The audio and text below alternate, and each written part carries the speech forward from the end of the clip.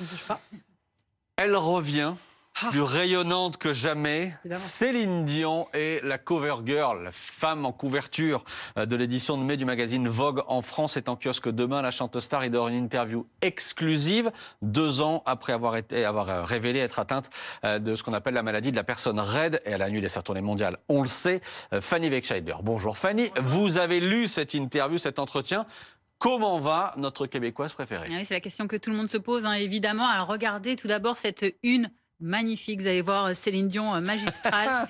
Voilà, elle a l'air de plutôt bien se porter. Il y a plein d'autres photos toutes plus magnifiques que les autres à l'intérieur de cette interview. Mais dès les premières lignes, on la connaît, Céline Dion, elle est cash, elle dit sa vérité sans phare. Et sur sa santé, elle dit ça va bien, mais c'est beaucoup de travail, c'est un jour à la fois. En effet, elle dit la maladie est toujours en moi. On va, je l'espère, trouver un moyen de la guérir, mais je dois apprendre à vivre avec. On la connaît, Céline Dion, battante, athlète, hein, vraiment de la chanson et qui s'impose une discipline de rigueur pour combattre cette maladie. 5 jours par semaine, eh bien, elle a une thérapie athlétique, physique et vocale avec une équipe médicale. Son objectif, il est très personnel et elle le livre. Je veux être la meilleure de moi-même. Mon but est de revoir la Tour Eiffel. Revoir la Tour Ça Eiffel. fait plaisir. La question que tout le monde se pose avant de savoir si elle pourra revoir la Tour Eiffel, c'est de savoir si elle annonce ce matin ou pas son retour sur scène. C'est vrai qu'on a eu quelques petits signes, on a l'impression, ces derniers mois. On l'a vu à un match de hockey des Canadiens de Montréal avec ses enfants. On l'a vu également au Grammy Awards remettre un prix. Donc on s'est demandé si elle était en train de préparer un retour. Et là, ce grand retour, en tout cas, qui est titré sur cette une de Vogue, elle y répond.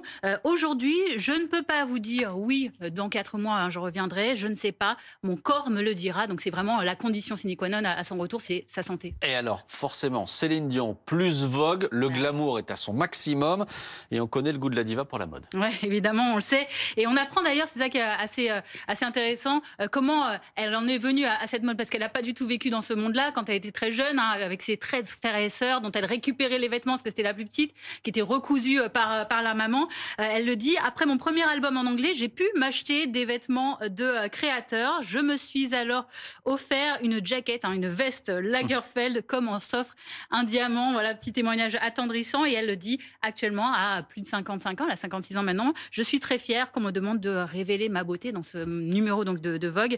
Allez, on finit avec quelques petites notes de musique pour se faire plaisir et pour encourager notre Vous Céline. allez demander de chanter. Pourquoi pas? Non, Je voulais pas vous mettre en difficulté, mais si vous me Non, mais proposez- allez-y à la limite. Avec les cœurs alors. J'irai où tu iras, on préfère écouter la vraie voix de Céline Dion. Voilà, ce Vogue, en tout cas, il sera en kiosque dès demain. On en sait aussi plus sur ses 40 ans de carrière, sur René, sur les enfants, sur sa vie à Las Vegas, sur sa rencontre, sa collaboration avec Jean-Jacques Goldman, évidemment. Beaucoup de choses en C'est-à-dire dans Vogue, on voit Candice et on guette évidemment chaque signe qui vient de chez Céline Dion. On voit effectivement dans l'interview une extrême prudence. Ouais. Bah oui. Voilà, elle ne peut pas dire, elle en a envie sans doute, mais elle ne peut pas dire. Elle en a très quand envie, elle bah oui, reviendra. c'est ça, c'est la maladie qui le décidera et son corps qui le décidera. Et on attend aussi le documentaire, Ouais. justement, dans lequel elle raconte ce combat de chaque jour qui devrait... on attend la date. C'est On a- un genre, je pense. On attend la date, on attend les dates. Voilà. Effectivement, c'est, comment dire, il y a une énorme attente. On parlait de Kenji tout à l'heure, il y a une énorme émotion autour de Céline Dion, une énorme attente, mais qui est mondiale. Là on passe, Oui. là, on passe au niveau mondial. On se souvient des concerts qu'elle avait donnés, de sa résidence à Las Vegas, qui a duré pendant des années. Et il y a aussi de gros enjeux derrière tout ça. On met tout ça de côté. Elle dit, voilà, c'est moi-même, et d'abord que je me retrouve moi-même. Oui, de toute façon, il n'y a que ça à faire. Hein. C'est elle, c'est son outil, elle est son propre outil de travail. Donc, de toute façon, si elle va pas bien, personne ne va suivre derrière de l'équipe. Bon, en fait, Céline Dion, elle a plus besoin de travailler. Je veux dire, on s'en fout. Elle s'en fout complètement. C'est pas l'histoire, c'est pas de repartir pour travailler, c'est juste pour vivre, parce qu'elle vit par ça, par son art, par la scène, par tout ça. Allez, on avance. Merci encore. On avance dans un instant. BFM TV répond à toutes vos questions. Ce sera avec Roselyne Dubois. Tout de suite.